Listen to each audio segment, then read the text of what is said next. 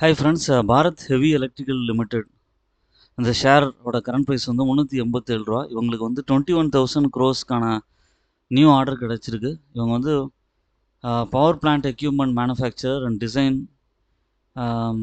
Testing எல்லாமே பண்ணுறாங்க. Return on equity வந்து 6.29% இருக்குது.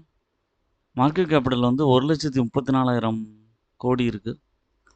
52 வீக் ஹையான ரூ. 425 கொஞ்சம் பக்கத்தில் ட்ரேட் ஆகிட்டுருக்கு. ஸ்டாக்கோட P 84. ஒரு சைட்வேஸ்லேயே இருந்தது இந்த ஷேரோட ப்ரைஸ். ஒரு ₹250 ரேஞ்சிலேயே வந்து ஏப்ரல் மாதம் வரைக்கும் இருந்தது. அதுக்கப்புறம் இவங்களோட ஆர்டர்ஸ் தொடர்ந்து கிடச்சி அதுக்கப்புறம் வந்து சேல்ஸ் இம்ப்ரூவ் ஆச்சு. அதனால் ப்ரைஸும் இம்ப்ரூவ் ஆகிருக்கு.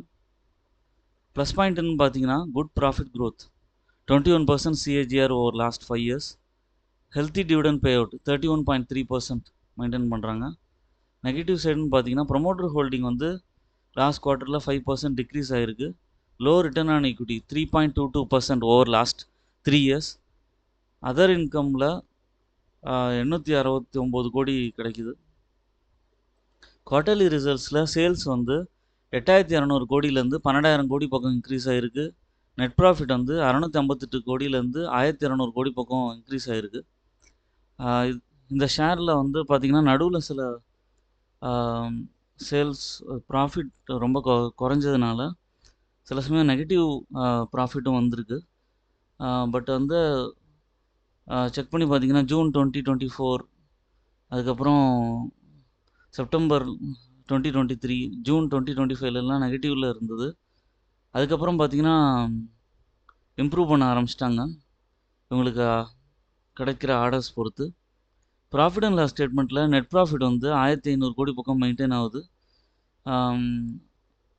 2020, 2021 இந்த இயர்ஸ்லாம் கொஞ்சம் நெகட்டிவ் ரிட்டர்னில் இருந்து அதுக்கப்புறம் இம்ப்ரூவ் பண்ணிட்டாங்க. காம்பவுண்டர் சேல்ஸ் க்ரோத் வந்து பார்த்திங்கன்னா ஒரு மாதிரி 14% வரைக்கும் மெயின்டைன் பண்ணுறாங்க. ப்ராஃபிட் க்ரோத் வந்து 16% இருக்குது.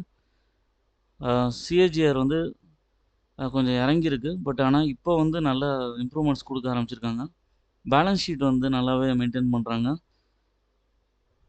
அதுக்கப்புறம் ஷேர் ஹோல்டிங் பேட்டர்னில் ப்ரொமோட்டர்ஸ் கிட்டக்க 58% இருக்குது. FIS கிட்டக்க 7.23% இருக்குது. அதுக்கப்புறம் உங்களுக்கு வந்து DIS கிட்டக்க 23% இருக்குது. பப்ளிக் கிட்டக்க 10% இந்த ஷேர் இருக்குது. நம்பர் ஆஃப் ஷேர் ஹோல்டர்ஸ் வந்து 10 லட்சத்துலேருந்து இப்போ 17 lakhs பக்கம் இன்க்ரீஸ் ஆகிருக்காங்க.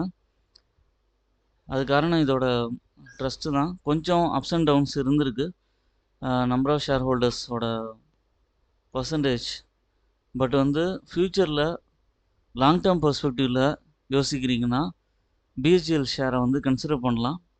ஓன் அனாலிசிஸ் பண்ணிவிட்டு இந்த ஷேரை கன்சிடர் பண்ணுங்கள். இப்போ நான் சொன்னது எல்லாமே இன்ஃபர்மேஷன் பர்பஸ்க்கு தான். என்னோடய சேனலை சப்ஸ்கிரைப் பண்ணுங்கள், லைக் பண்ணுங்கள், எல்லா வீடியோஸும் தொடர்ந்து பாருங்கள்.